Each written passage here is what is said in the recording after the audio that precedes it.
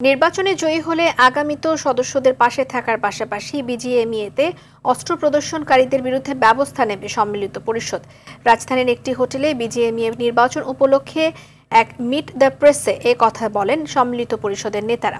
ব্যবসায়ীরা জানান, LDC graduation পরবর্তী চ্যালেঞ্জ মোকাবেলায়ও কাজ করবেন তারা। বন্ধ কারখানা চালুর ব্যবস্থা নেয়ার প্রতিশ্রুতিও দেন নেতারা। রাজনৈতিক সুবিধাপ্রাপ্ত কেউ সম্মিলিত পরিষদের প্যানেলে নেই বলেও দাবি করা হয় সংবাদ সম্মেলনে। আগামী ৩০ মে অনুষ্ঠিত হবে পোশাক খাতের এই শীর্ষ সংগঠনের নির্বাচন।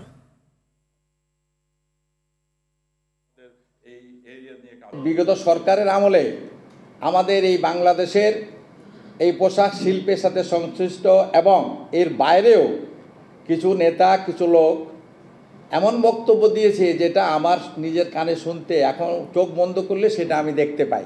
এটা অত্যন্ত লজ্জাস্কর। আমরা আত্মসম্মানবোধ নিয়ে ব্যবসা করতে চাই।